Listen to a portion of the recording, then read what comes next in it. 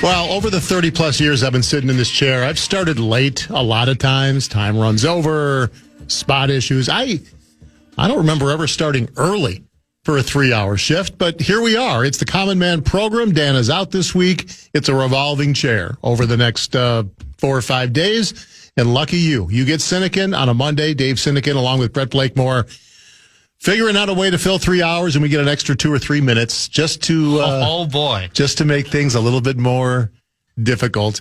Whenever I fill in for Common, I always try to follow his lead. I just don't come in with any prep. I just figure I'll sit down like him, and we'll make it happen. So here we go. Here we go, Brett. We got a few hours to make magic happen. When's the last time you played golf? What did I shoot on one back on October 3rd or whatever it was? Yeah. I'm not even sure I played in October. I think I probably did. But if you're going to ask me what I shot on one or how I did on one, no recollection. I can guarantee it was not a par, and I'm sure I was not in the fairway. Usually takes me a few holes to get going. You played much more recently because you were in the lovely desert over Christmas, and the best. Got to play some target golf in Arizona. So no, you will not be subjected to my golf game. I can't promise I won't subject you to Blakemores because we got 9 segments to fill, and there's every possibility that might happen. I do have one guest lined up at 1:35. We will chat Timberwolves with one of my favorite chroniclers of the Timber Puppies. That is Britt Robson, frequent guest of mine.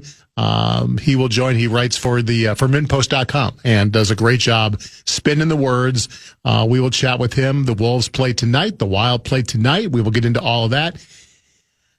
I feel like this is NFL Day, right? It's the Monday after Week 17 that started back on Christmas Day and went through a thrilling, if you love offense, game last night. And a lot of things have been made clear. There's a lot of storylines to talk about. A lot of news revolving the two teams we like to chat about most, even though this will be the least attractive, least anticipated border battle in recent memory. Ever? Well, someone's going to text me and go, don't you remember like 3 years ago? Yeah, don't you remember 1978? Come on. No, more likely. Don't you remember 2 years ago, Dave? How stupid are you? There was I don't remember when, but yeah, there's very little to get excited about Sunday, right? Except at this point, Vikings fans, the draft position dream is dead, right? Win or lose, Yeah. you're kind of where you are. You may as well beat the Packers, right? And get a 9-win season, get a winning season after the pear-shaped season it's been to finish with 5 straight wins. The old cliche momentum going into the 26th season with 5 straight wins, that would mean something. I mean, really, I haven't looked at it. What's the difference in draft position versus win versus loss for the Vikings? Do you have any idea? Because I think it was like 17 heading into last week, I think, or maybe that was after Christmas. As it stands right now, they're picking 17th in the draft. So there's a couple 8-8 teams. There's Detroit right now is picking above Minnesota in the draft, which is just absurd. And they will likely finish 8-9. They'll likely lose in Chicago. We can agree on that, correct? Oh, yeah, because they don't have anything to play for either. They do not. So. And Ben Johnson, as PA was saying about an hour ago, Ben Johnson, after the Lions put 50-something on his squad, he's ready to deliver a little payback. So Detroit's going to be 8-9. Baltimore, they've got something to play for. Yep. So that's kind of a coin toss there. Then Minnesota at 17. The Jets via Indianapolis at 18, which is just absurd. We talked about that yesterday, that the fall of Indianapolis is more sudden than ours. And then Carolina is also 8-8. So a bunch of those teams from 15 to 19, all in the 8-8 range. Right. So you're going to pick somewhere between 15 and 19. Does it really matter at that point? Like, are Viking fans going to, oh man, we could have gone to 16 if we had let the Packers win. Now we're 18. That doesn't matter, right? No.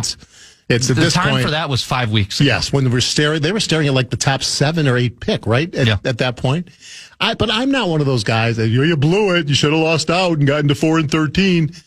Although 4-13 is kind of a magic number if you think about it. I think the Jaguars were 4-13, the Patriots were 4-13, and look at them now. They're both in play for the 1 seed.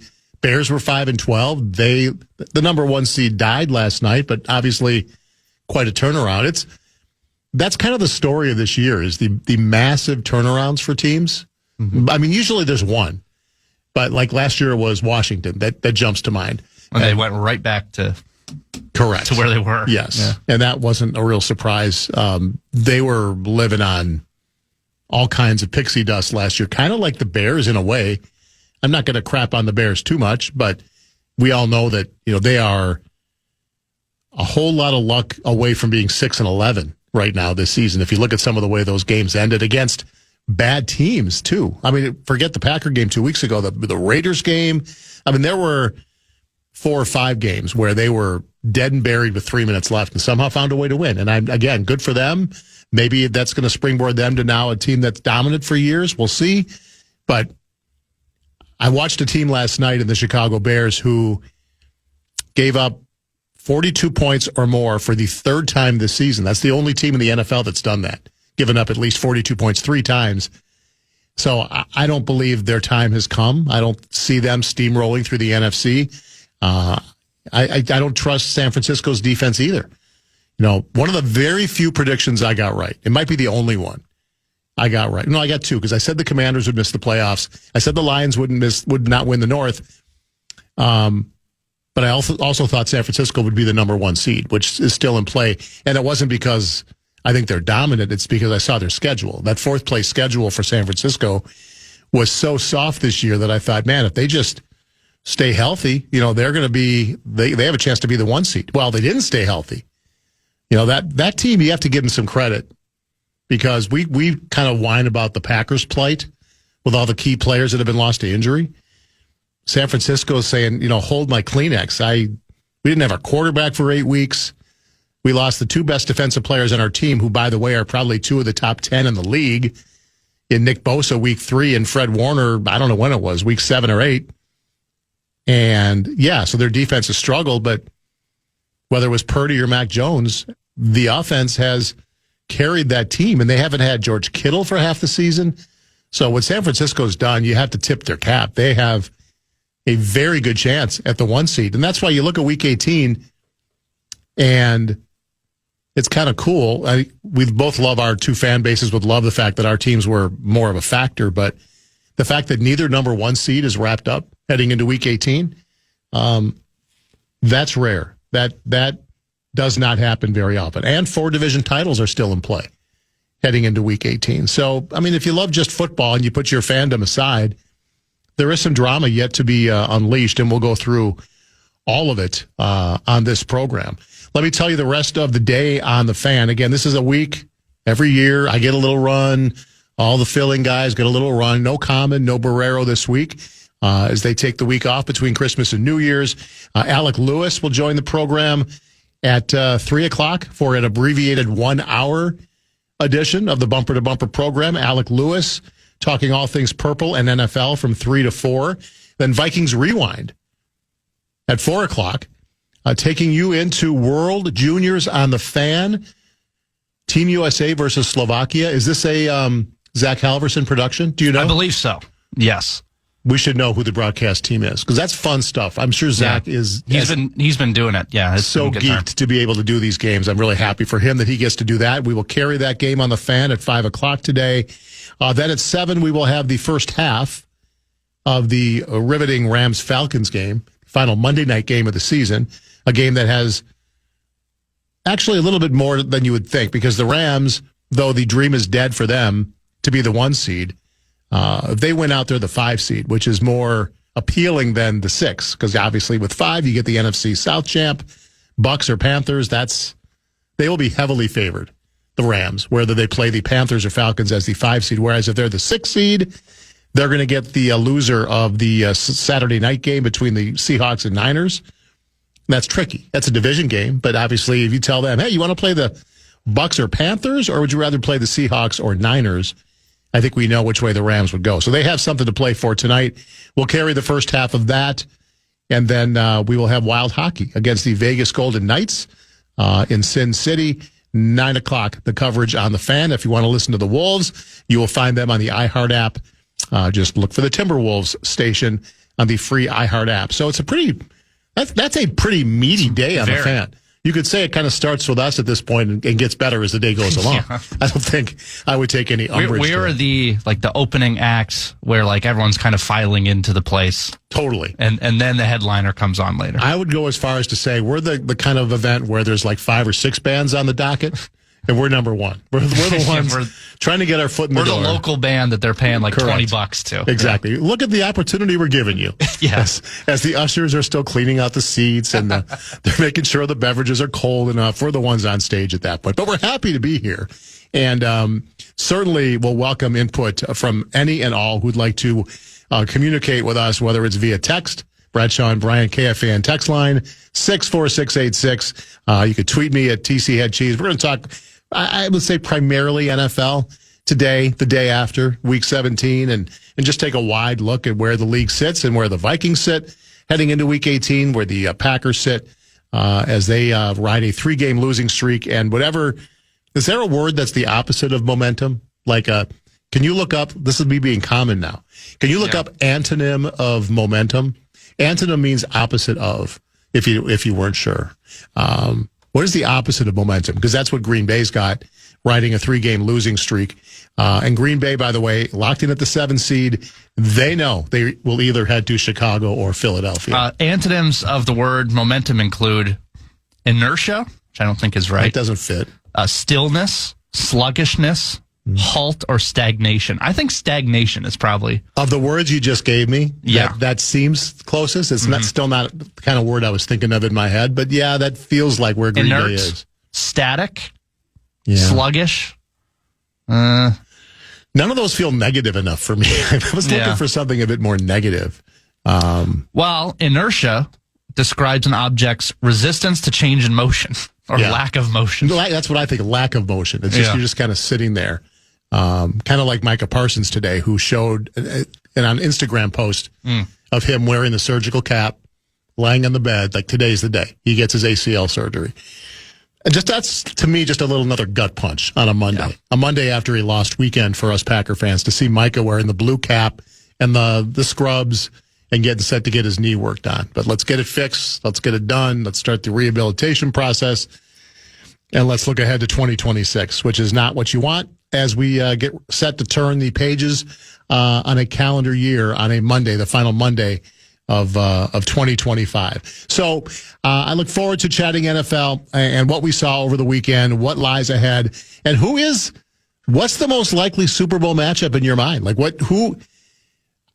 I've never in my recent memory can think of a year where you could tell me 16 combinations right now that could be the Super Bowl matchup, and I would say, yeah, I could see that, or yeah, I could see that. I was thinking about it as I was driving in. Like, if I asked myself right today, what's the Super Bowl matchup as we sit heading into Week 18?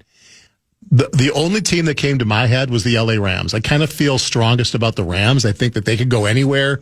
I feel like they have less moles and less defects than all the other NFC contenders. So I would ride the Rams, but in the AFC, no clue. I maybe New England. That would be the one team for me. And again, talking about moles and imperfections, they haven't beaten a bevy of contenders. They are another team that have gotten healthy and fat on really bad football teams. And so I don't know how good they are. They might be just fantastic.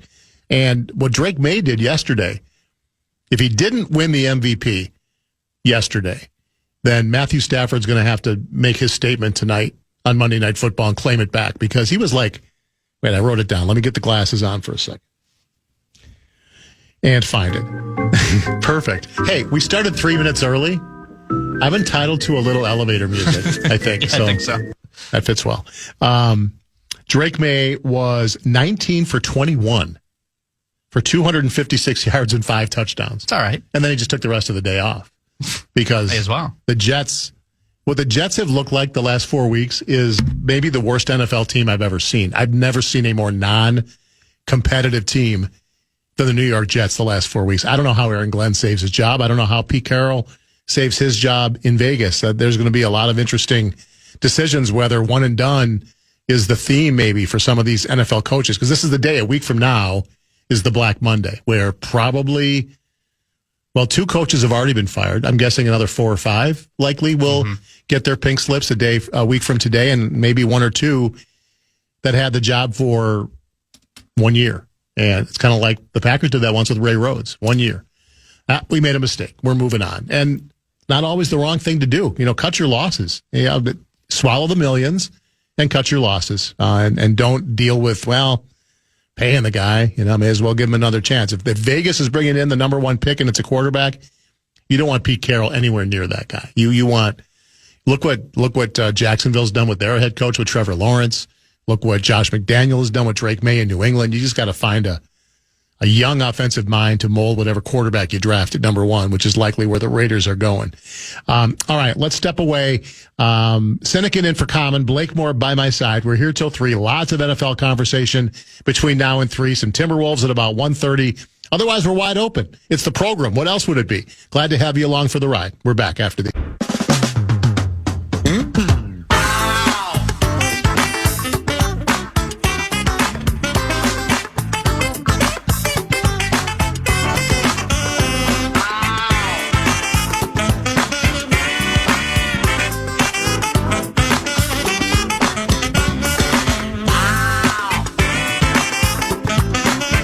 I'm getting some heat on the Bradshaw and Bryan KFAN text line for talking down to my audience, having to explain what antonym means. I was just talking down to you. I wasn't assuming that the audience didn't know that. I picked up what you were putting down. Yeah. I knew what you were saying. I thought that was obvious, but I'd like to clarify that I wasn't speaking to the audience. I want to ask you if you knew what antonym meant, because that's not germane to the conversation. I was just making sure. Didn't want to embarrass you by asking you for the antonym of momentum, and you have no idea what to do at that point. I was just trying to throw you a bone a little bit. I appreciate it. I also was told we missed a golden opportunity doing this 3-hour show with nothing to talk about by not extending the open music with a montage or something to kill about 10 minutes. We didn't really. We could have just played Derrick Henry highlights. That would have taken us up until 1 o'clock, probably. I think, at least. In retrospect, that might have been a way to go. Sometimes what I do fill in this time of year, football season, Vikings are in everybody's mind, but we know what I like to talk about. Sometimes the iHeart Gucci's like to bring in a bench coach to sit by me, to keep me on track, keep me disciplined, make sure I don't lose sight of what side of the bread is buttered. So fortunately, we do have that bench coach on hand today on a holiday week. He came in to help out. So, he did give me some pointers during the break. Umpire, time. All right, Sinykin, remember, I have a count for Packers talkers, okay? I'm not letting you go over 3 Packers talkers today, so you just use one of them up. You got 2 left. You got it? You feeling all right after that one? All right, let's go. Come on. I think we can make 2 work for the rest of the show. I'm not going to lie, that does help me. It keeps me focused, so I'm pleased to have him here, and hopefully he won't need to interject too often. It was, again, this doesn't count, but I talked about Micah Parsons' surgery. Yeah. So that was the first time. And now it is Border Battle Week. So I do think there is some latitude given here today. I think especially, a lot of the audience, I'm sure, hasn't heard you and I, our crocodile tears from what happened Saturday night if they don't listen over the weekend. So we will, at some point, dive into some of that, what happened to our favorite team as we move along. But just to be safe, it's nice to have that dude around. It sounds like, as we were talking right before the show started, I'm fairly lucky that you got here by 11:57 when the show started. Because yesterday we're doing Sunday sermons, and the snow is flying down. We're naming the Snownami yesterday in honor of Bump, and you're concerned about just getting home in your rather. It's a small car. It's a small car. Low to the ground. The tires aren't necessarily brand new, necessarily. And so the snow is going to be a bit of an issue. I was glad you posted via X the photo of the blue hatchback or sedan or whatever we're calling it, parked underground in your fancy apartment building, and you were safely home. I was there is something satisfying just watching it instantly melt right in front of you. There's no question about it. What happened today? Today was almost worse, I thought. I left at 11 yesterday, so it was just at the start of it, and it was pretty bad. But today, it was like I could have skated here faster. 100, I had to go to merge onto 100 North.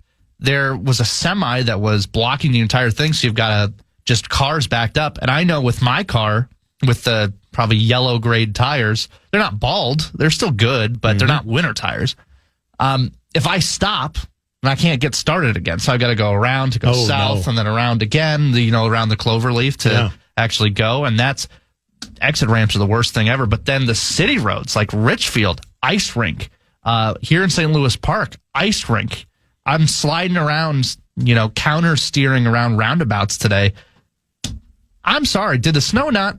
I don't know anything about snow removal. I don't know how it works, but I feel like in Minnesota, we should be mostly done by now. I agree. Don't you think? Yes, and I had the same issue on a roundabout just near the station here where I thought I was going slow enough, but suddenly tires aren't holding and I'm sliding just a little bit. Wow, it's 24 hours since the snow has stopped for the most part. Shouldn't the roads be a little more clear at this point? So here's a true story from this morning. By the way, I didn't think I was going to make it in. I was close. I got here like 50. I'm going on 62 west. And there's a semi pulled over. I think there's a cop there as well. So they're blocking the whole right lane. So you got to merge over. I look in my rearview mirror and I see a sedan sideways behind me, like fishtailing and swerving. He's about to go in this truck. And I'm like, I'm getting out of this guy's way. I move over and he barely saves it at the last second and like gives me a wave. Godspeed. I mean, the roads are just horrendous right now. They're not good. No. I hope I can make it to the World Juniors at Grand Casino Arena tonight. Well, you are heading to St. Paul. That's right. The game is at 5. You'll hear it on the fan. You're out of here at 3 when we're done? I think I'm out at 4. You're with Alec at 4. Yep. That's going to be dicey.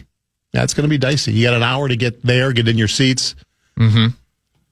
50-50 that you make it there by I'm hoping to make it by puck drop. I'd like to see the opening presentation, but I think that might be a long shot. That might be a lot to ask. We'll see.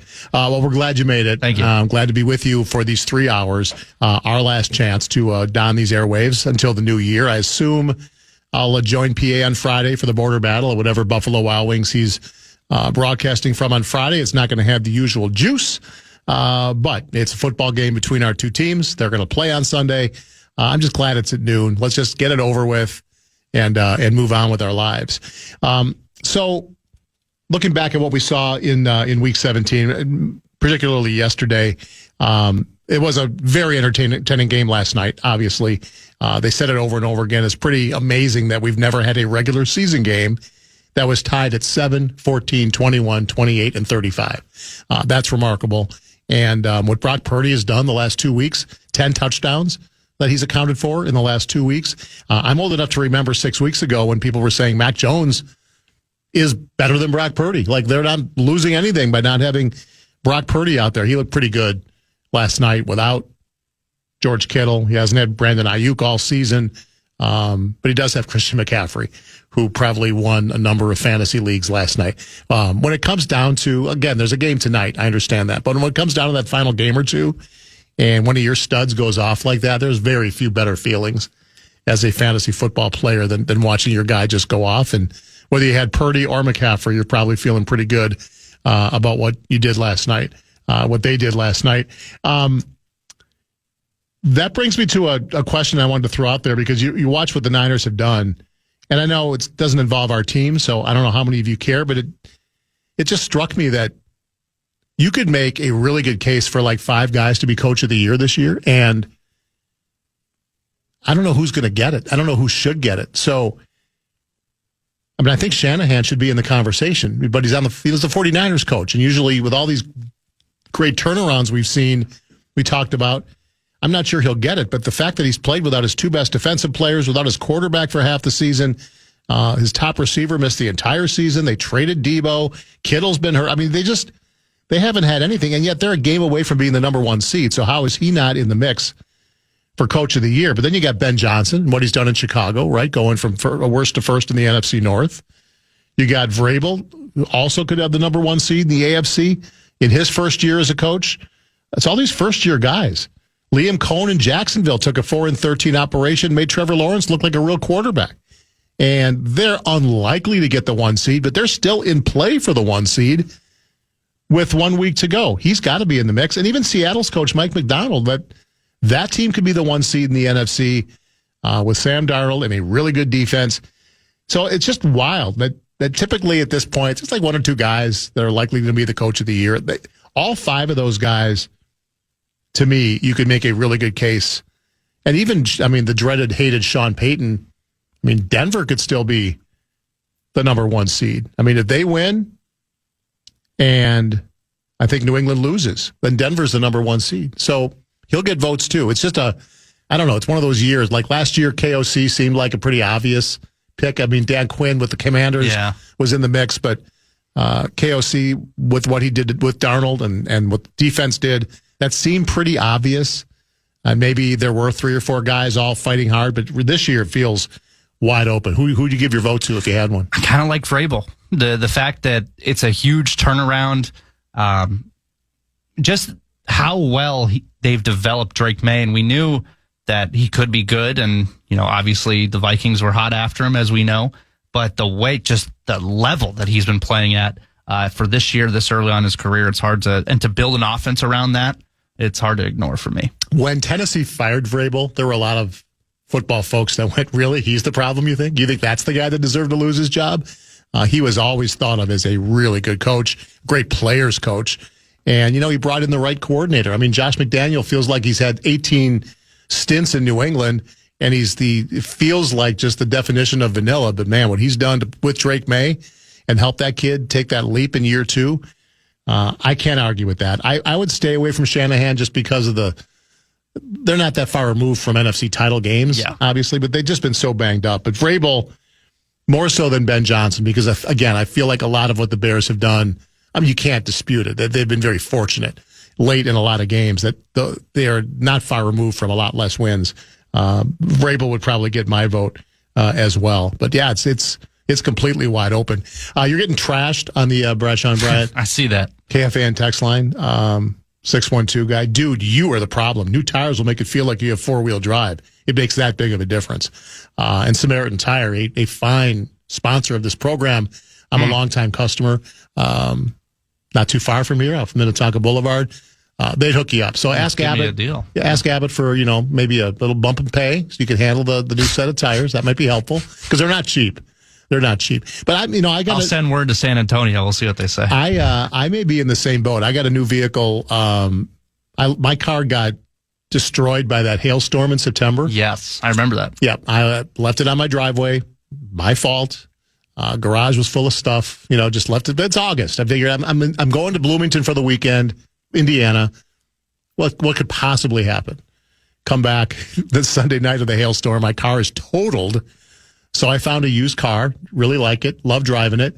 But after driving this last 24 hours, I may need to upgrade as well. I don't know. Tires look fine, but my daughter drove it last night up to Wayzata for dinner with some friends, and she said, I don't know if you probably don't drive in Minnetonka much, but there's a stretch on 101 where the lake is on both sides of you.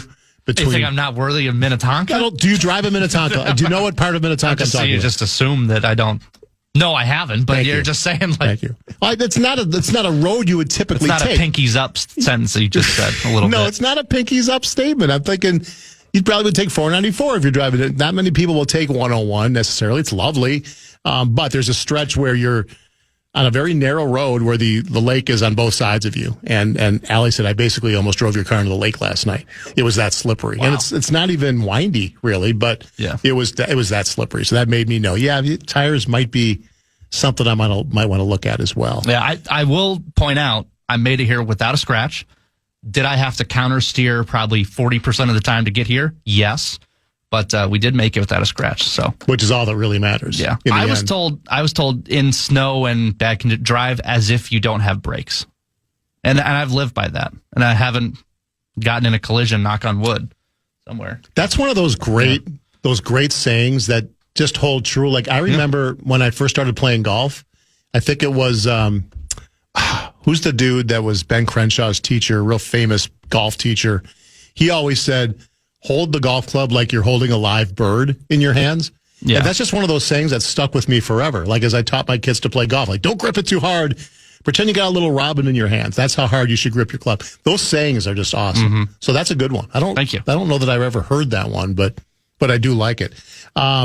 I'm not sure whether the 612 texter is a meteorologist guy, but he or she says the roads are horrible because of the rain before the snow. And with the wind causing refreeze, that was underneath all the snow. They're getting better, but still drive with caution. He does say love the show, or she, and go Pat go. So we appreciate that. Harvey Pennick, thank you very much. TP2K guy reminds me, Harvey Pennick, who he has this little red book. It's a great golf guide. I gave it to all my kids to read. And that's one of his deals, is hold the club like you're holding a live bird. Yeah, like a wounded bird or something. Yeah, just you don't want to strangle the thing. You don't want to, just it works. I just never forgot that one. If you got great old-time sayings like that, this is the perfect day to hear them. Let's just roll out with them. Let's roll them out. If you got one that's been one of your standbys that you live by, help us out. 64686 on the KFAN text line. Let's continue to talk NFL and what went down Week 17. We have a pretty good idea of where everybody sits, but there's lots of question marks as well. Blakemore and I will continue to bang it around when we come back on The Fan. All right, so Kevin O'Connell has just stepped up to the microphone for a Vikings press conference. We will join that live. Hey, Kevin, with Miles Price's season, just what do you remember about going into this year with a rookie undrafted return, what he ended up showing you this year? I can remember, when Hat and DG came to me, pre-draft and saved some clips and made sure I got a chance to watch him and then talk to him before kind of that undrafted free agent process started. And he's been everything we had hoped and more back there, and was, even that return that he got hurt on the other day, there was a little space there, and we had talked a lot about not only winning the special teams phase in that game, but had a chance for one right there. And unfortunately, those things happen from time to time, but it doesn't take away from anything Miles has been able to accomplish, and feel really strongly about him and his future, not only just as a returner, but just as he continues to grow and get better and better at the receiver position and compete to get on the field there as well. And with McCarthy, was he able to get any work this weekend at all? Yeah, our guys, we had a kind of that group and then a few other guys that were able to get treatment and kind of progress. Everybody wants to be able to try to get out there with their guys this weekend, and it's just going to be a matter of, like I said with JJ, it's just going to be a matter of just purely having the grip on the football and getting that in a place where he can potentially go out there and throw it, because I'd love to get him one more game for sure. How do you measure that throughout the week? Is it something you can test in practice, or is it just a matter of medical staff, kind of putting him through tests on the side? Yeah, it's early in the week, so where he's at right now, he might be able to progress to begin some light work. We're going to practice Wednesday, Thursday, Friday this week with a little bit extra time coming off of a Thursday game. That's the good thing about the Thursday game, is when you can, even though it's a challenging thing late in the year, especially with your second one of the season, but you get through that and you almost get another pseudo mini bye week to turn guys over and get your football team as fresh as possible. And I think it's just going to be making sure we can get him at least comfortable enough to maybe get some work and absorb some of the game plan. And then as we get into Thursday and Friday, what does that look like? And if we can, he's gotten a chance to get some opportunities. He's got a lot of practice time in, so it's not quite like it was maybe early in the year where you were, very aware of kind of what that week where he had the baby felt like, or, coming off of the ankle, getting him some work to prepare him to come back and play well, which he did versus Detroit coming off that time sitting down. So it'll just be purely, about that grip strength and where we can get him to. If he cannot turn over with that, who would you look at from that? Yeah, it's, I think we're going to, get Max ready to go. And I think John Wolford's a guy that, he's been a snap away, here last week and has experience in the system. And we were really fortunate to be able to bring Brett Rippin back as well. So I'm kind of looking at it from a standpoint of let's see where JJ's at and then get Max ready to go. But at the same time, we want to make sure we have all those guys prepared. You kind of touched on it, but what would it mean to you to get to see JJ one more time and just kind of the whole evaluation of this? Yeah, I just, it's it's one of those things where I think we're still, I don't know the exact number. I'm sure you guys do, but it feels like he'd be coming up on maybe his 10th start if he could make it. And still, we're in that wildly significant time where any and all reps and experience and, another home game at US Bank Stadium, like all those things are important. As you look back at the film with Max, I guess what stood out to you just about maybe how he was seeing the field and just what you took from the film in general? Yeah, I thought he did a really nice job protecting the football. We were down some guys up front, and they, had their, they had their full, their full group in the front seven there for the better part of that game, and there were some times where, could he have pulled the trigger? There were some things maybe we could have. A throw here and there we could have made, but I thought, Max understanding the way the game was going and having that kind of veteran feel of like, hey, I'm going to do what's required to win this game. And I thought it was kind of, we decided pretty early on that, seeing the way our defense was playing and knowing that we kind of went into it hoping that special teams could book that phase as a win, which I thought they did. We wanted to make sure we were playing complementary football. And if the plays came to us, great, but we weren't going to force a lot of things and do what was required to win that game. And it doesn't always look the way you want in any way, shape, or form on the stat sheet, but we've had plenty of games this year where maybe the stat sheet ended up looking better, but what was the win-loss final, and that's where I was proud of the way he managed the game. And I thought that last, a lot of teams maybe wouldn't have thrown the ball late on that 4-minute drive where we're trying to eat up some clock and try to not give them any and all opportunities. And he made a great throw to Justin, made a really nice contested catch there. To move the chains one more time and start forcing them to use their timeouts and really diminish that play. Kind of was a game-winning play on a day where we didn't need a whole lot of them in the past game, but for him to make that play in the moment, I thought that was a big-time play by Max. I'm not sure how far you are in terms of Packers prep, but just if you have watched them at all, like what have you thought, or what do you think of Malik Willis and what he's been able to do stepping in? Yeah, I've most of my time has been spent on their defense, but I did watch the game the other night, Saturday, with obviously knowing we're playing those guys in a little bit bigger picture mindset than just studying the tape. But I think Malik is. Listen, every opportunity he's gone out there, he's done really positive things. I mean, he made some high level throws. His athleticism has always been real, and you can see a player that has not only gained confidence, but the game makes sense to him. He's seeing stuff and turning it loose, pulling the trigger, throwing into some tight windows, and pushing the ball downfield too. So I think Malik has grown a ton in his time in the league, and I think he's a really good fit for what they're asking him to do right now. And you've got to have a mindset if he's the guy that ends up being out there, that we're defending a high level offense with him running the show.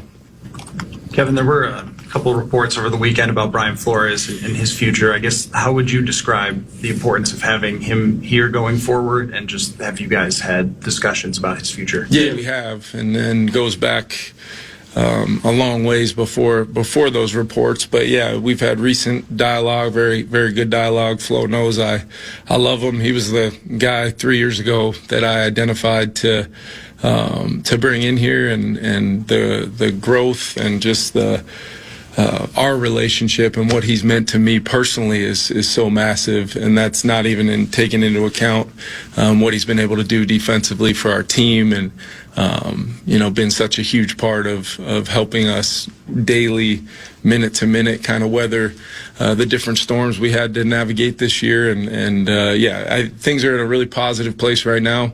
I absolutely want Brian Flores to be the defensive coordinator of the Minnesota Vikings as long as we can have him. I would say this, I do know that, he's demonstrated a lot of things that have, having gone through the process of the head coach hiring process before myself, I imagine he's going to be a pretty popular guy there as well, and rightly so. He's earned everything, and that doesn't take away from the route we want to go to make sure he's our defensive coordinator here for the foreseeable future. Kevin, the draft puts a tangible on what you lose by winning this much at the end of a season when you don't make the playoffs. Mm-hmm. On the flip side, what do you gain by, for next year by, say, closing out with 5 wins? Yeah, I think any time as an organization, when you get 17 opportunities, I just believe you do everything in your power to win every single one of those opportunities. And along the way, I think we're going to look back on moments throughout the season where, hey, it could have been different if, but our jobs for this week are to go out there in a divisional game. We get a chance to finish with, a winning record in one of the, most competitive divisions in football. And I said this last week, I said it after the game, December wins are something that I know a couple years ago I talked a lot about, finding a way to play better in December. And for back-to-back years now, we really have. And I think that's something we can keep stacking moving forward. But, we set out on this journey when we were, it was in some pretty dark times, a few weeks back. And I laid out the challenge to our team. I laid out the challenge to our coaching staff to navigate this the right way, and we're all going to learn a lot from it when we do. And my belief is we would. And to their credit, they've answered the challenge, and we found a way to stack some wins together for a team that had not won back-to-back games to have won 4 in a row, and do it different ways, do it with really whatever it takes to win each individual game. I think we've learned a lot about that. I think we've learned a lot about the makeup of our organization, and now we got to make sure we go do it again this week and against a team that's going to be in the playoffs and a team that I'm sure will be competing like crazy to go into the playoffs with a win. We want to go into our offseason not only with a win, but having won 5 in a row, and getting from 4-8 to 9-8 would be something that we can. It's not going to count for much in January, that's for sure, but it's going to matter moving forward, in my opinion. On Flo, obviously the head coach situation was an entire one part of it, but do you anticipate any scenario where he's somebody else's defensive coordinator next year? Based upon my dialogue with him and obviously the enthusiasm and the want to for us to get something done, I don't, but I also know, we're inside of days before our season ends, and he's obviously, I know he enjoys being here. I know him and I just from our recent dialogue that he feels very similar about me that I do with him, and I know I'm excited about when we can, hopefully I can come to this podium and say he's going to be here for as long as we can keep him here before another team makes him their head coach.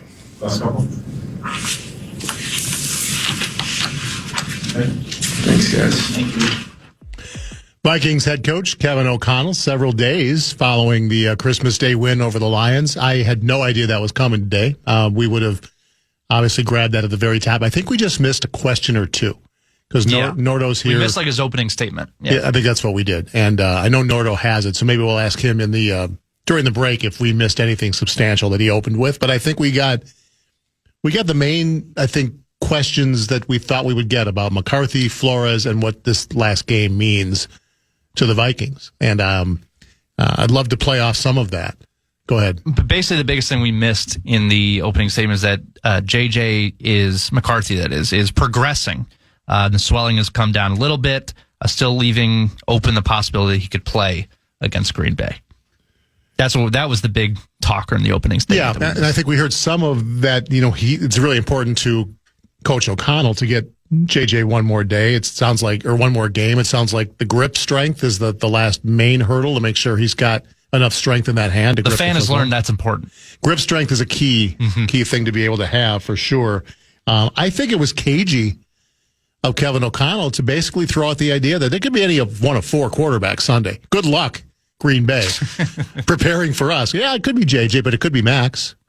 Then again, John Wolford has been doing everything he needs to do to get his opportunity. And then, we brought Brett Rippon back. Mm-hmm. I mean, what is Jeff Hafley to do this week? I mean, how are you supposed to scout and plan for Brosmer and then you get Brett Rippon? I mean, that's the ultimate nightmare. You think you're going to see Max, and here comes John Wolford out of the gate. What do? You start over. Well, here's the kicker. It doesn't really matter at all because all the Vikings need to do is just run the ball down the Packers' throat like Baltimore did. It's not going to matter anyways. You put up 40 points. So correct. I mean, basically, I don't think JJ's grip strength's going to matter as long as he can get the ball snapped to him and he can hand off properly. Yeah, just hand it away. Just do that, and basically don't be clever. Like, don't try to run to the sidelines and go wide. Just go run between the tackles, and we know our offensive line is not playing at the level we thought it would, but against this Packer front, basically they're just going to lay down for you at this point. I'd love to think that we'll see the Green Bay defense we saw in Denver and Chicago for most of those games, even though they lost. At least they had some fight to them. So he did talk about the quarterback position, and I thought it was kind of interesting that they do feel it's important to get JJ one more start. And we talked about 5 weeks ago, the season's lost at 4-8, but giving JJ McCarthy 5 more starts is really important to see the growth and give him more experience. Then the latest injury obviously knocks all that out. So I can understand why in what is a meaningless game, as far as the postseason goes, giving JJ one more start would be the ultimate for what the coaching staff would like to see. Then it was the Brian Flores. That's correct me if I'm wrong, Vikings fans. Isn't that, I understand JJ McCarthy's growth is number one, but we know he's coming back. What we don't know is who is he going to compete against. To what degree do the Vikings decide to bring in quote unquote legitimate competition, meaning a proven guy versus, a young guy that also has shown some potential, or a journeyman that like a Mac Jones that you trade a pick for to bring in a guy that can handle it if McCarthy's injured and could be a nice mentor. So we don't know that. And obviously the quarterback situation's number one, but right below that is Brian Flores' future, right? I mean, losing Flores would be disastrous. And I've gotten a couple texts that have come in saying, Chicago should open up the bank account. Dallas should open up the bank account and bring in Brian Flores to run their defense. I don't know that Chicago feels like after 1 year of Dennis Allen that they're going to move on. I mean, I think the defense needs to be better. I talked about it earlier. They've given up 40 points 3 times, and it was very easy for San Francisco last week. Funny, Green Bay was 1 for 5 in the red zone against that defense 2 weeks ago. So maybe they're not that terrible. But I don't know that Chicago would do it. Maybe Jerry Jones opens up the bank account. I don't know if Schottenheimer and Flores have a good vibe or not, but it would take, I would think, for Brian Flores to go from one DC to another, the only way he does it is, this is not the first reason, but comes to my mind first. If the money is just insane, like if somebody's willing to pay him almost head coaching money to go laterally, but it's whether he goes to a team that has a serious quarterback situation they're not concerned about. Dak and the Cowboys, he knows the offense is going to be fine. Whereas here, does it matter to him that there's still so much question on offense that he would consider taking a lateral job to an offense that he knows is maybe Super Bowl worthy? It's his job to turn a defense around. I feel like he's not going to go anywhere unless if he's the guy, if he's the head coach. I don't have no evidence behind that, but I feel like that we've seen that's something he wants to do. And if a team comes calling that he could potentially take over and be the head coach, I think he could consider that. Maybe he would, copyright Corey Cove, but I don't think he would leave for another DC job. That's just my hunch. I don't know. You very well could be right. And if a team like, let's say, Buffalo, who Bobby Babich, I don't know how McDermott feels about him, but the defense is not great. They've been banged up. But if he's got Josh Allen on the other side of the ball and a Buffalo team that he could just take that defense and run with it, maybe that's appealing. It's just so interesting because we had Kevin Seifert on Sermons yesterday. That's podcastable, by the way. Seifert continues to believe it's going to be really hard for him to get a head coaching job right now. And again, that's mostly because he's currently suing a number of teams in the NFL. And when you've got ongoing litigation, fellow owners might decide that's not a guy we want to bring into our house. But also we know how the relationship with Tua went. We know he has said he regrets how that got handled on his end. Tua was very frontal about how he was not happy with how Brian Flores treated him and maybe slowed his progress in his mind. So maybe some teams are a little jumpy still about the strong personality and how he would deal on the offensive side of the ball. There's no question he's a top 2 or 3, if not the best defensive coordinator in football. And what he's done with this team to maybe have a 9-8 record with that offense and the issues they've had at quarterback is remarkable. He absolutely is worthy of being a head coach, but it's a really weird situation in that other teams just may not be interested in bringing him around to take over their organization. So if you're a Viking fan that wants to keep Flores around, selfishly, you kind of love the fact that he may have cost himself a chance, at least in the short run, if that's what he wants. He might be thrilled here. He might just say, give me another 3-4 year deal and let me ride with this team. And I believe in KOC and I believe in JJ, and I know we're going to get this thing worked out. So we have no idea, obviously, what's going on between his ears.